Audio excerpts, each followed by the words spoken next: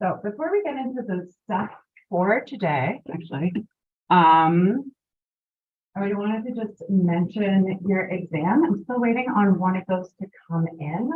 So I'm not going to pass those back today, but we don't have class on Wednesday. And I don't want to make you guys all wait until Friday to hear back about those. So what I'd like to do is give those exams back to you on the website, ZipGrade. You should all have received an email from me this morning. Did you get that? Okay. So the way you were bubbling in those multiple choice, I just scanned them in. So I think I should be able to just share those and get the corrections back to you in that website. So I can do that immediately as soon as I have our last exam in. Did people try to set up an account? I was thinking we would do that in class. I totally something you tried. Okay. Did everybody manage it? Were there any issues? Okay, cool. In that case, did you try? I didn't try yet. Okay, cool. I haven't tried yet. Okay, cool. Do you guys want to click in? I think it probably takes about 5 seconds. Right? So while you're doing that, yeah, so I think I should be able to go in and associate your exams with those, whatever, so with your account in there, and it's pretty cool. The website also lets me do some like item analysis and see like which questions were like really hard or potentially bad on there, so I can see whether anything needs to be thrown out. And I've also been tagging them with topics. So some of the topics we'll be hitting on multiple times throughout this semester. So some of the topics look like they were a little trickier than others based on a glance at what's come through so far. So at least one of those I'm going to make sure that we touch on a couple more times in future exams and assignments. So what I'm going to do for that is, if that was the section that you had particular trouble on, if you do really well on that later on in the semester on those questions testing that same material, I'll go ahead and change your grade for like that section of items on the exam. The exams are like really wide ranging, but I'm not saying that's scary. I'm not saying everyone bombs, but I just don't intend this class to be super difficult. I just want you to learn, so I don't want you to be stressed about your grades.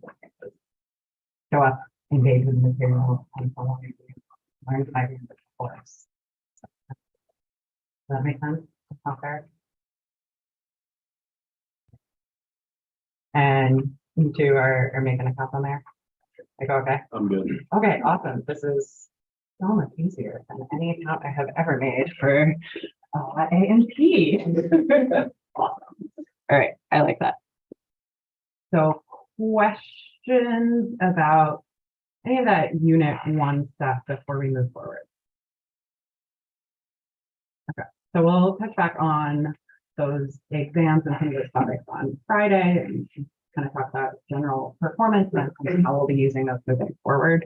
But for today, what I want to do is talk a little bit more about terminology that we're going to see in a lot of the papers we look at or the evidence that we're going to be consulting moving forward. You probably saw some of these terms when you were looking at your EDIAC and BIATA and looking those presentations.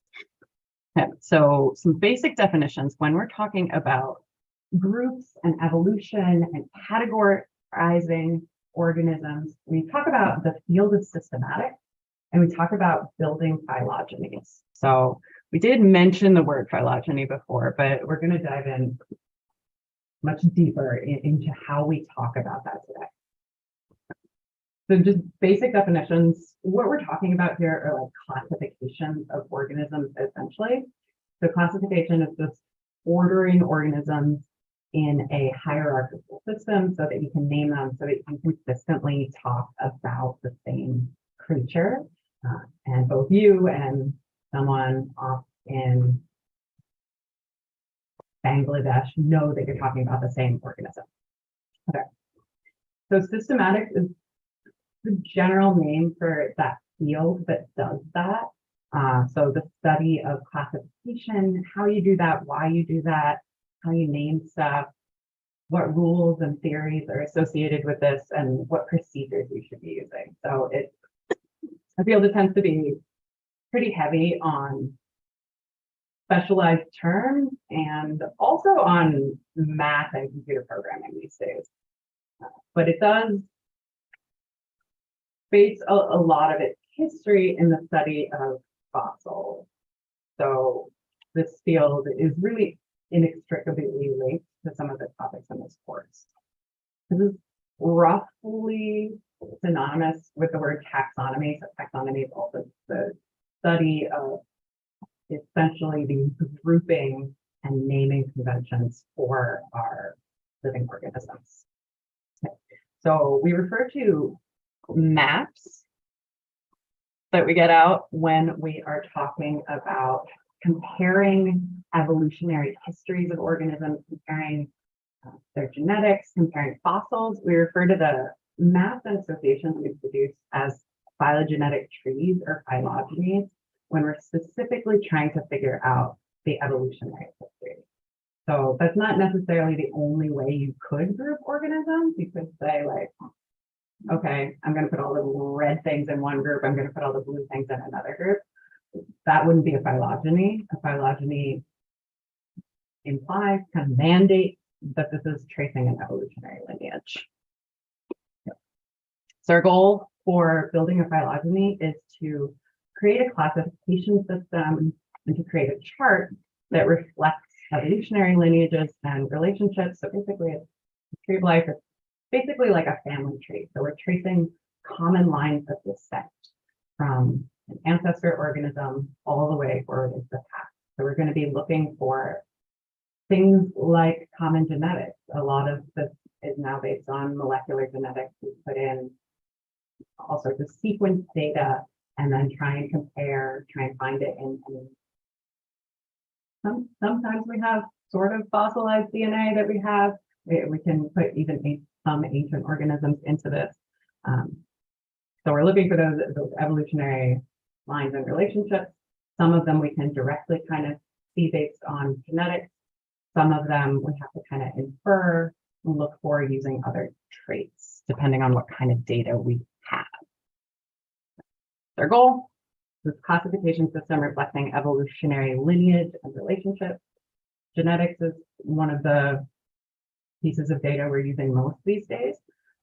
But if we don't have that kind of data, right, like if we're looking in the deep past, we're looking at fossils, and we're trying to figure out how they relate to modern organisms, that can be trickier.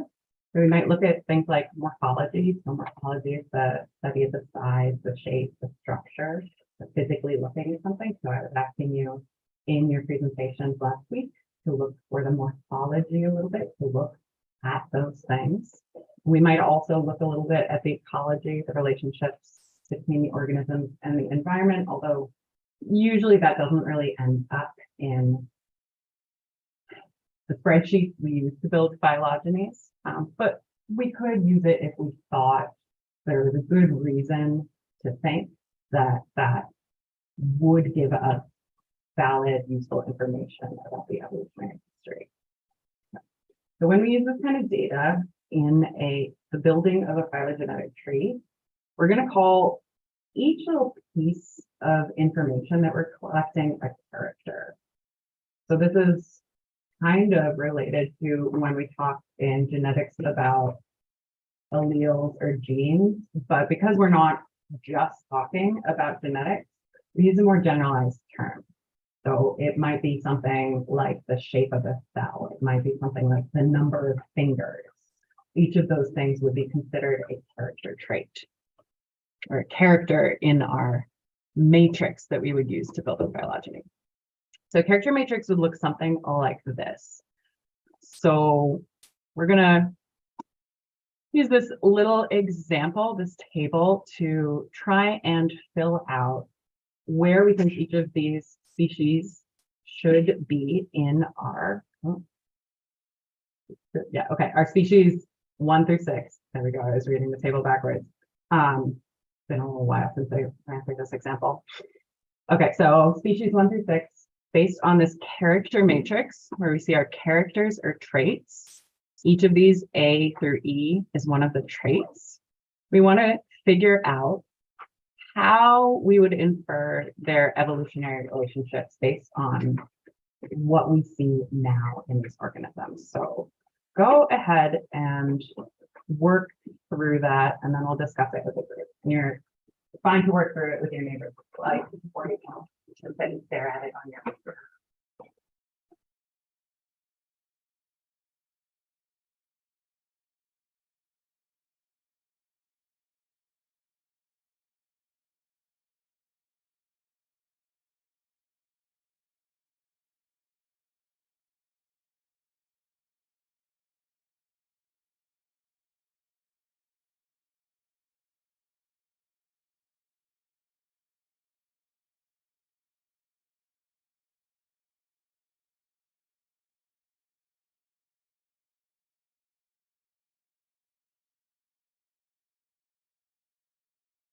Anybody want whiteboards and markers to work through the phone? Some people do that. That's what I said that.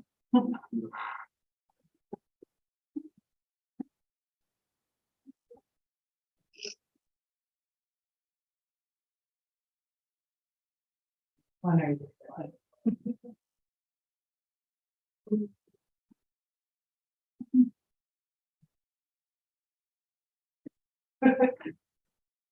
turns out I'm weaker than I remember.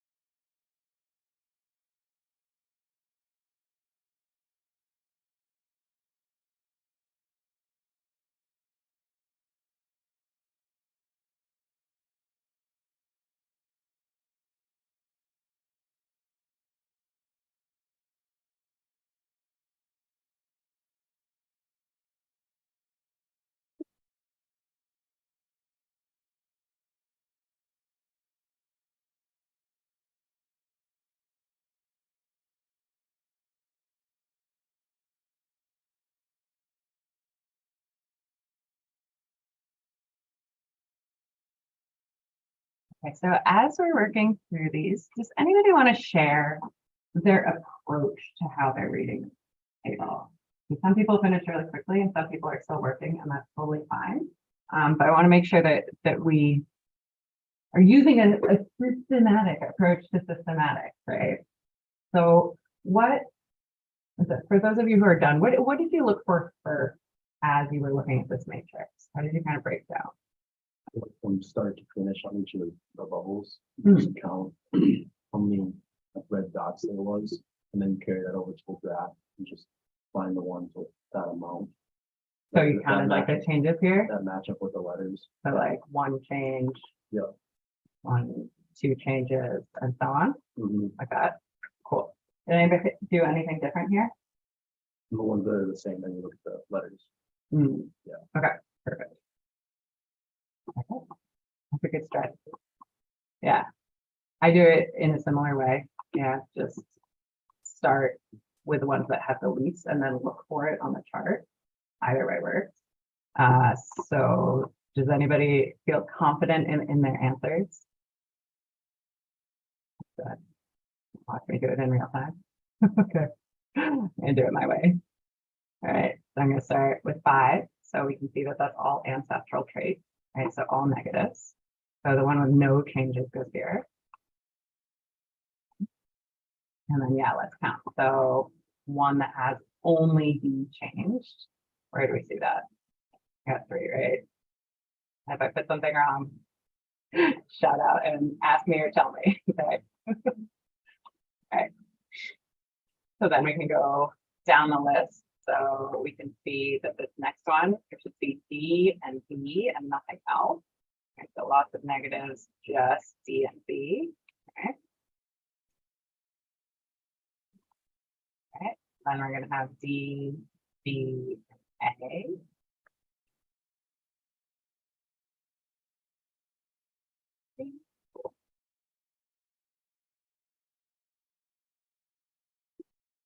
Which leads us to our last 2. So we need D, B, A, E.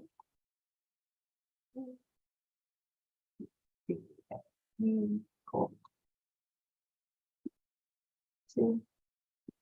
Okay, and then our final one should have D, B, C, and we can double check. D, B, C, yes. Okay. So questions about how we did this? Okay. Okay. All right. So this is essentially what's going on when you look at a phylogenetic tree. You'll see nodes. So each node point, like a point here or point here, that would be described as a node. And then we see branches. So our branches are the branches coming off from each. And then these letters are listing out where we saw these character changes. So you can think like where a specific trait evolves. So they're somewhere in between pairs of organisms, which makes sense because what we're saying there is this first node didn't have it, this character D, but this next node would have had that character. So that's what that's looking at. So you could take a matrix like this and produce a phylogeny like this one. But you should imagine, right, that our character matrix is not going to be anywhere near this small or this simple. This data gets way bigger, way messier, and we also have to account for more complications as we look at real biological data, right? We're going to see that we sometimes see a lineage evolve some trait and then lose that trait, and we have to account for the fact that that can happen as we're building mathematical models to try and produce these phylogeny diagrams. So that can get complicated, and there are often, we could say disagreements, we could say fights on exactly what methods are best to use and what certain phylogenies look like. These are not set in stone.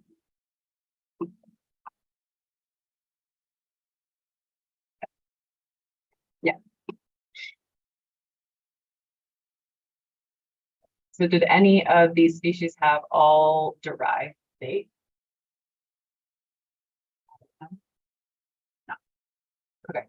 So why do you think, how would you talk about that? Like, why don't we see one that's all pluses the way we see one that's all minuses? So all line. All line.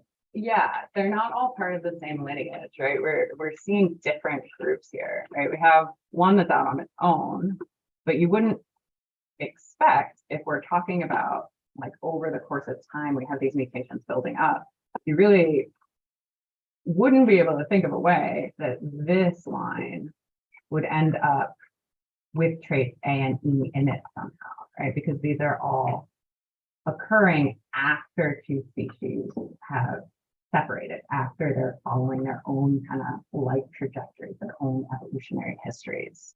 So when we talk about derived characters, we don't have like a most derived organism, right? We don't have some organism that is the most evolved really in that sense. At least not completely evolved, because these traits are occurring in different lineages at the same time, different but somewhat predictable rates. Well, we will talk about rates at some point. Okay.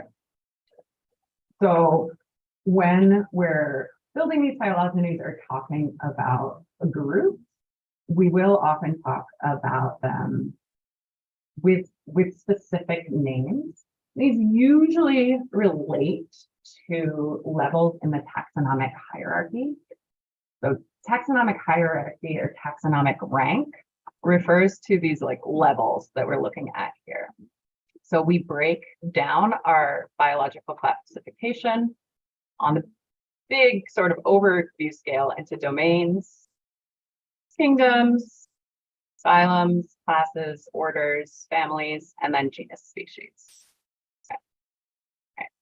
And we use genus, species names to refer to specific organisms. We use a method called binomial nomenclature. So we name things in Latin. We italicize genus and species, but we don't italicize anything else.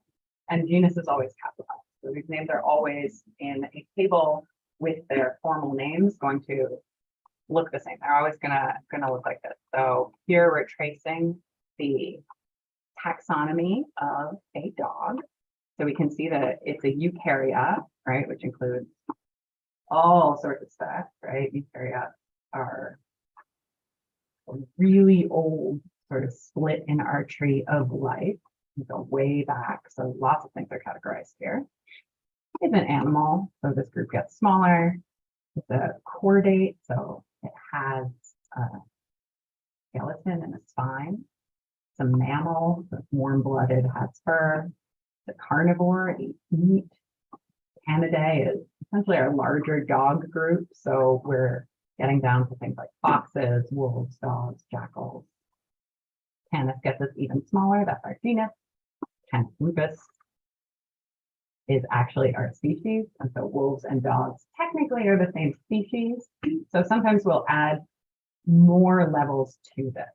Okay, so specifically, a dog is Canis lupus familiaris, because we do need something to indicate that it is not a wolf, even though genetically and sort of in terms of these levels of difference, we might group them together at that species level. If they can interbreed, right? People have wolf dogs. Okay, so that's what this is. Subspecies isn't the only thing you'll ever see inserted in there. You can have all sorts of weird stuff appearing in between these levels. So you might have a supraorder, could be bigger than an order, but smaller than a class. You can have tribes, sub-tribes, sub-families, but in general, these are the main ranks, these main levels that we talk about when we're trying to get a big picture view of how things are related to each other. The reason we have all those additional levels that people sometimes put in is that when we're creating phylogenies, we're tracing evolutionary history, we're not just counting up similarities, right? We're looking for specific branching points. And some branches a lot more than you reach enough differences to create one of these new levels of taxonomic rank. So related to archaeologenies, but not exactly the same. When you are talking about these classifications at these levels, there are some naming conventions, and the to be specific, I would say like the kingdom level, but this is why we, biologists, I guess, can sometimes look at a name that we completely do not recognize and know approximately kind of how big a group we're talking about, how different a group we're talking about. So what you'll see is essentially that the endings on words have a kind of pattern. So families are going to end in AE. You'll see US or just S's in general, often in genus or species names, but that's not like really a rule here. But you can see that we've got it in both of these examples for our human and our buttercup. I have a table on the next slide of breaking this down by kingdom, but you can see this today ending. You'll see regularly throughout all of plant life. This alase ending is common. Phyta, every time you see phyte, think photosynthesis, you're thinking about plants. So our naming conventions are less pretty over here on the next page, but you can see what naming conventions people tend to use if you're talking about zoology, so like animals essentially, versus botany. And here in botany, we're including both plants and fungi, even though those two things are their own separate like kingdom, right? And we got naming conventions for bacteria here as well. Algae go on here somewhere. Okay, so go ahead and practice figuring out kind of what level we're talking about for each of these 1, 2, 3, 4, 5, 6 terms. Okay, so if we wanted to guess what we're talking about, we should be able to do it based on these terms. So it has the rank, so the levels described here. They have named them in Latin, but they should be hopefully interpretable, right? Like divisio is a division, classis is a class, ordo is an ordo, and so on. And you can see that they've put in some of those other groupings that didn't make it onto our big sheet, because in different fields of study, it's much more common to talk about some of those groupings as well. So you can see that like when we're talking about animals, and especially when we're talking about humans, we'll talk about subfamily and tribe a fair bit. Right? When we're talking about these botanical terms, we're a lot more into subclasses and superorders. All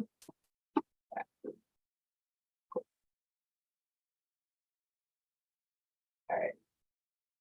So if I were to tell you that we're talking about the Balanopteridae, what would that mean that I am talking about? Like kind of what taxonomic level would you guess this is? Or actually, what kind of organism? You should be able to tell that just based on the name.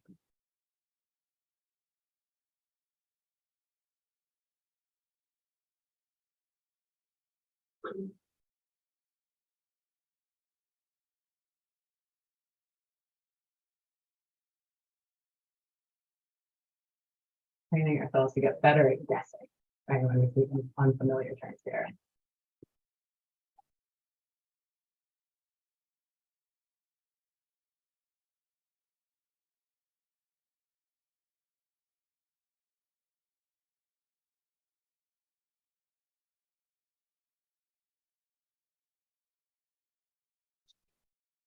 Carefully, this one is not quite perfect. So this is the family of blue whales. So this AE should be NEA, I guess, for this specific example. Okay, so you could tell here that it should be zoological because since we're at the family level, If it were a plant, it would have this ACA, or sorry, and the bacteria also have this ACA ending. And since you don't see that, probably an animal here. Let's try with Magnolia phyta.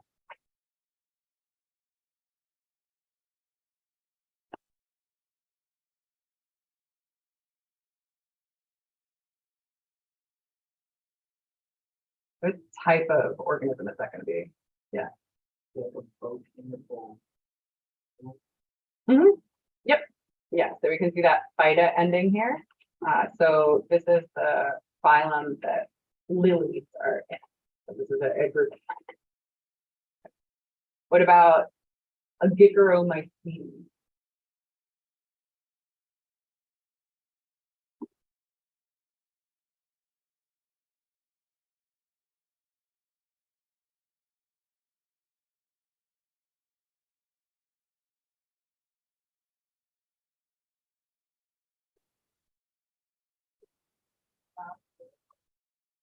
It is a class, type of botanical class, and specifically this Mycetes, we call it that little one, that tells us that it's a fungus. So this is actually like porcini mushrooms are in this group along with a bunch of other mushrooms.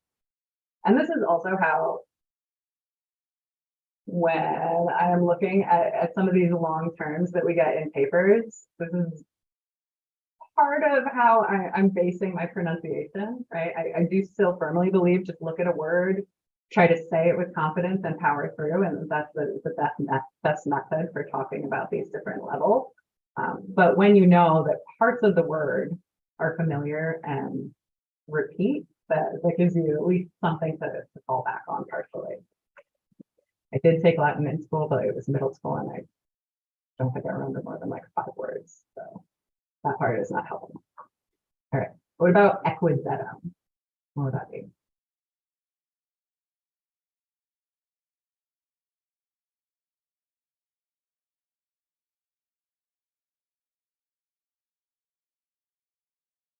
So here we don't actually have to consult the chart to be able to tell. It's actually horsetail, which is a type of plant. But yeah, this equus is totally horses. It would just be equus for horses without the etum on the end. So what we're looking at here, what we should be keying on to figure out the level, is that it's italicized. So we know it's part of that binomial nomenclature. And we got a capital for our word, so we know it's. All right, 2 more. Penale. Where are we gonna put that?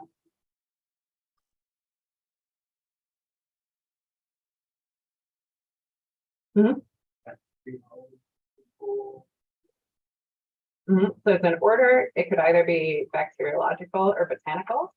It happens to be pine trees. And then about Coca-Cola, not Coca-Cola. Brand, right? Yeah.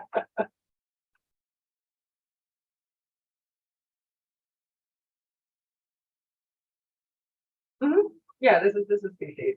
So italicized, so it's still part of that genus species. We don't have a capital at the beginning, and we know it's a species. This is actually the other half of that equisetum, I think. It's a really weird looking plant that we have around here in the spring. It's like some little alien thing. Okay. Does this make sense? Okay, cool. So that's part of how we can orient ourselves when we're reading papers that have tons and tons of terms that we don't know. We want to like try and be able to skim over things without getting too frightened and figure out what parts we can understand, what parts we can start to get that, even if we don't know exactly all the terminology that an author is using, even if we don't have all the context for a paper. Okay. So we're going to do more and more terms that we use talking about phylogeny. Okay, cool. All right, so we got a prettier picture here. Okay, so another word that we'll see is an outgroup. So here we have an examination of Plasmamalia, specifically getting down to the family Felidae, looking at domestic and wild cats. So looking at this chart, what do you think you would call the outgroup? what we've focused in on is essentially the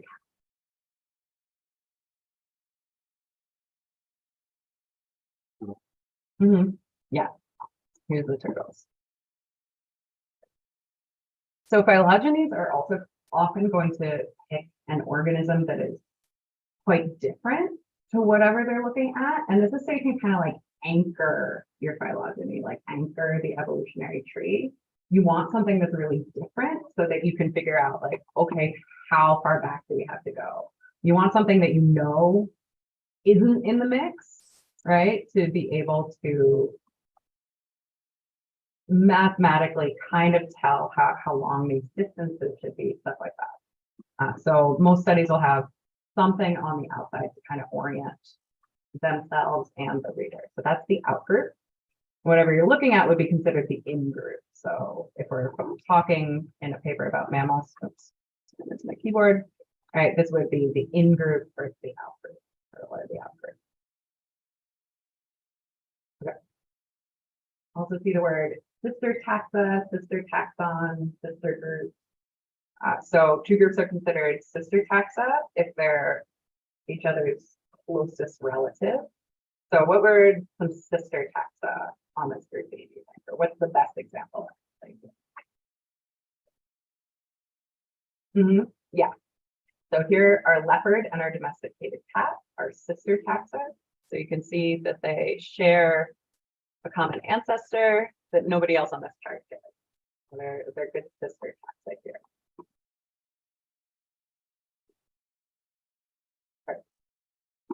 But sometimes we're not going to be focusing on just like one focal organism. We're not always focusing on just like, okay, where is the domestic cat?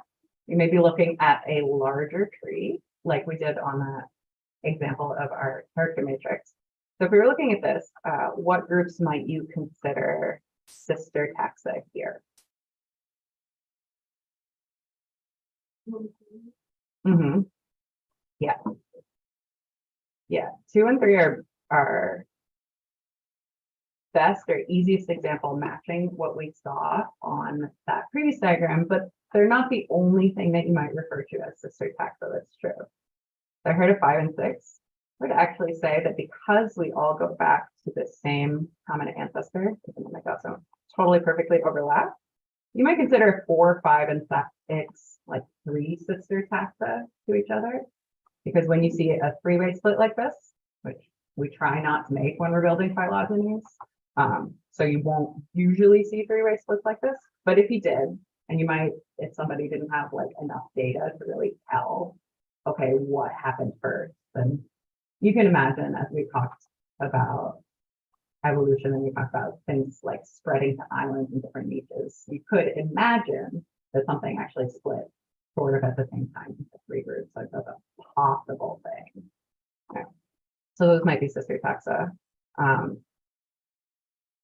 If I tell you that these nodes, right, D, C, A, and B, are also labeling ancestral taxa, so like something you might find a fossil of, what else would make a decent example of sister taxa here?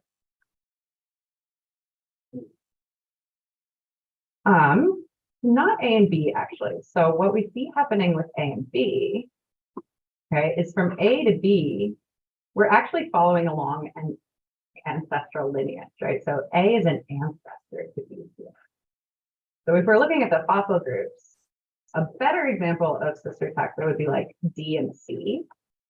So you can see that they're like the 2 siblings from this split of B.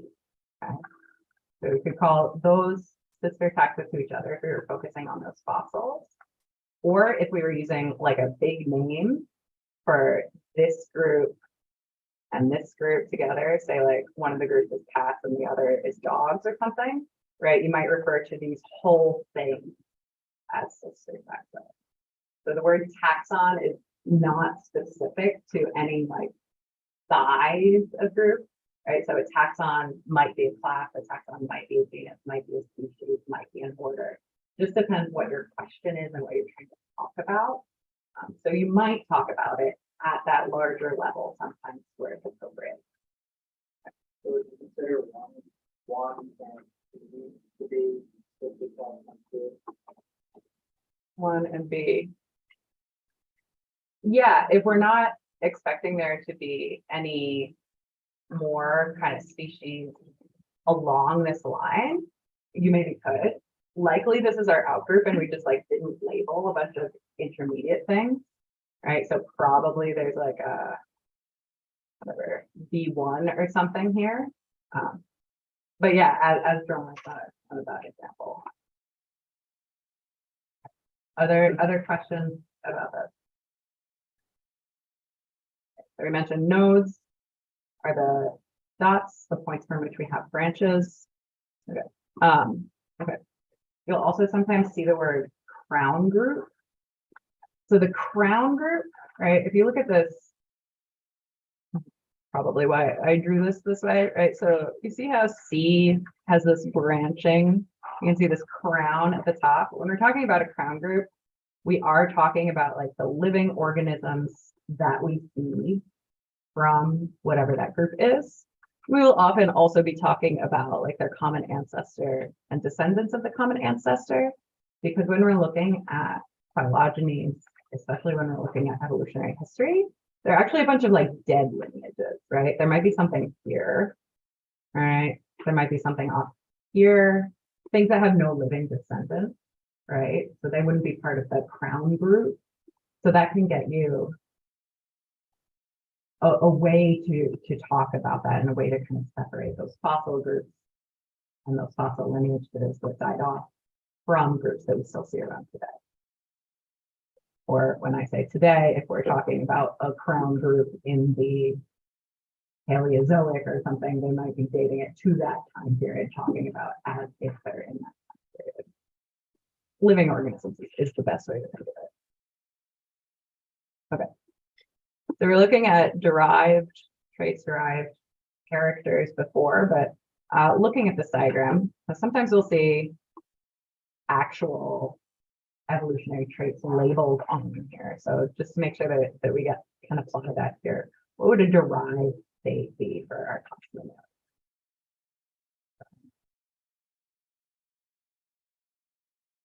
complement? Yeah, so we can see here that we've labeled out that evolutionary change, that mutation here. So having hair, this is our derived state here for our mammal.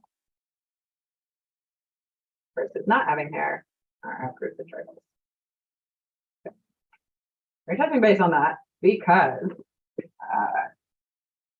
starts to get wordier when we talk more extensively about these character states and combine that with our understanding of the phylogeny.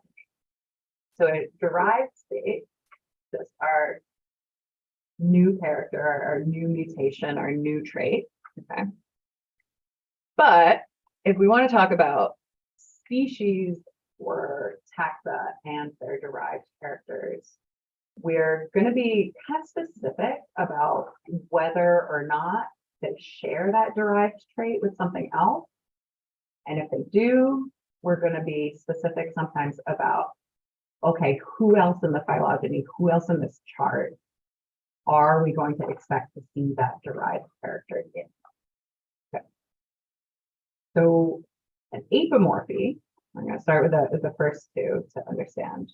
An apomorphy is going to be a trait that you see that's unique to a group or a species. So our black dots here are derived traits or new mutations, essentially.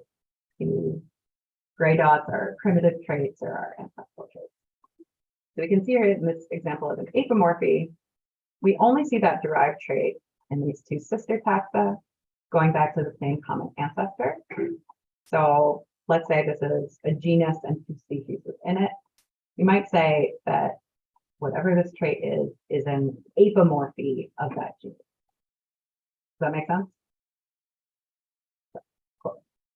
So plesiomorphy would just refer to the primitive or ancestral traits. So if someone says that, you know, not having a backbone is plesiomorphic, they're saying that that's what the animals that had a backbone evolved from. That's the primitive trait.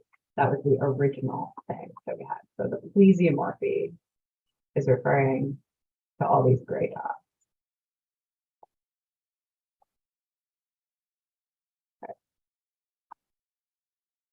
Now, these other three are talking a bit more about those things. Okay. Okay, so we're still now focusing in on those derived traits, but now we see slightly different patterns that we're looking at. I don't often see people talk about autapomorphies, but it's in this little picture, so we're going to define it out. So an autapomorphy, think auto, is going to be a character trait that you just see in one taxon. If you have one really weird organism that has some really weird trait, you would say it has that autapomorphy. Okay, and so you wouldn't see it in any of the sister taxa and sister species that you have. It came out of nowhere. A synapomorphy is telling you that you've had that change in an ancestor group, and then every one of the descendant groups also inherited that trait. So if you have a synapomorphy, like a certain family of mushrooms that all of them, like when you scratch them, look like they kind of like bleed milk. Okay, so that would be a synapomorphy because we assume that they all have it due to an ancestral group having that trait. So in a synapomorphy, you'll see it in just that group. You won't see it in any of the other groups. So you wouldn't see it like cropping up here if we had another one that's just going to be right in that one group.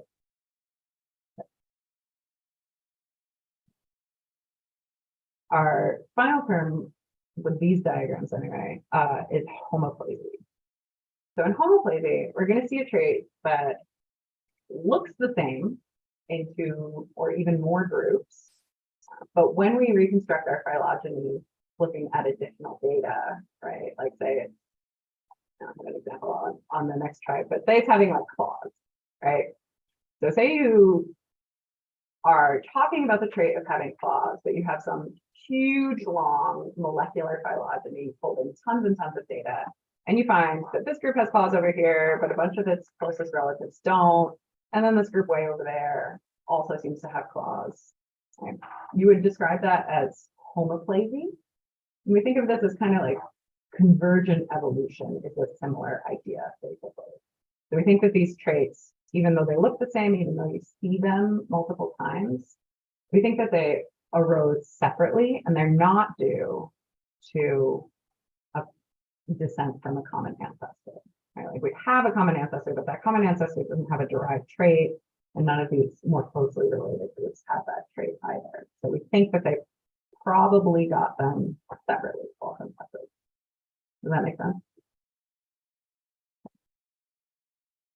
A super fun example of this is that crabs have evolved over and over and over again, and there are some fun memes about this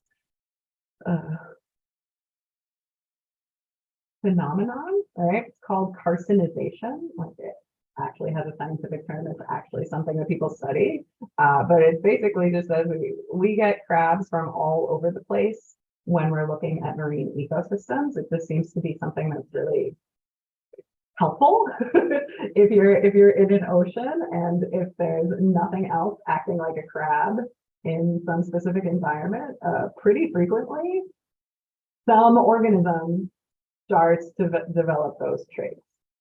Just a funny tidbit about what happens when we have homoplasy or convergent evolution. So we will see this as we are moving through our history of life, like fishes or something maybe doesn't exist, I think. Stay tuned.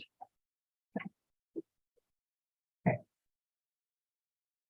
So we will also talk about groups of organisms. So those words, all with the morphe at the end, we're talking about like the characters. So if you describe something as a synapomorphy, like what the synapomorphy is like being furry is a synapomorphy. Being cold-blooded is a synapomorphy, something like that. When we use these terms on this slide, we're talking about the shape of a group. So instead of talking about, you know, having hair, we're talking about the group mammals. Okay. So we might want to talk about either a trait or a group, but we're often going to have both of those pieces of information in our data set and consult them as we're describing what's going on during a certain time period. So this is like a different focus, essentially. So these are all words when you're talking about groups. So you can find, they all have this kind of word file in them. So file, think phylum, not at the phylum level necessarily, but it's speaking about the shape of a group and how it's related to the other groups you're looking at. Now that's because we have common words, English and other languages, that don't necessarily map onto phylogeny, right? Like I just said, I'm not sure if fishes exist, right? At some point last year, I convinced myself that plants don't exist. And that's because sometimes in our day-to-day life, we have organisms that look really similar, they behave really similar. It's helpful and useful and practical to just think about them as their own group. But if you then look at their evolutionary history, it may be the case that they're not all descended from a common ancestor, or some of them are descended from a common ancestor and there's some weird other thing that also happens to be part of that lineage, but doesn't look the same and so doesn't get that common word. So that's what all these terms kind of try to tease out. So monophyletic group, and here we have a monophyletic group, Simiformes. So these are monkey-shaped things, is what that word would mean here. So this group Simiformes, the monkey-shaped group, is a monophyletic group as circled here, because it includes the common ancestor, it includes all the descendants of that common ancestor, and it doesn't include anything else. So that's monophyletic. So one line of descent is the whole line. A paraphyletic group, so paraphyly here, prosimians, okay, prosimians would be our lemurs, okay? I didn't put on other lemurs here, but there are many different types of lemur, right? So imagine this tree branching further, right? Yeah. And so this group also would include essentially some of these common ancestors, but it very specifically doesn't include certain organisms that are part of that line of descent. So we would call that paraphyly when we're talking about a group that has common ancestry, but we've excluded some things, right? So if for some reason we wanted to talk about like New World monkeys, apes, and humans, but didn't want to include the Old World monkeys in our group, we might be talking now about a paraphyletic group. Or maybe we cross out the monkeys, but we keep these ancestors in, something like that. So paraphyletic group, we're talking about descendants of a common ancestor, but we're kind of picking and choosing. A polyphyletic group is we've created a term that refers to a group, but those things do not share a recent common ancestor anyway. So this polyphyletic group of the lorises and the tarsiers, okay, we've just picked something that descended from this node and something that descended from this node. So this is a polyphyletic group. So we're talking about something that's not necessarily really related to each other, but for some reason we've created a word for it. We probably created a word for it because we want to talk about it in some context that doesn't necessarily have to do with phylogeny, or might have to do with an old phylogeny. So when we see examples of these, we'll practice looking at these, using these terms. I know without more examples, it can be kind of hard to really solidify those definitions. So we'll keep talking about that, but these are the kind of basic terms. So I did have a phylogeny practice document for us. But we'll save it for later because we're at the end of time for class today. This is just a little bit of context of words we'll see as we start to talk about the evolutionary history of life, as we move into the Cambrian explosion and start to see all sorts of new body plans, all sorts of new fossils. Our animals are on the rise finally. So we're going to want to be able to talk about those groups and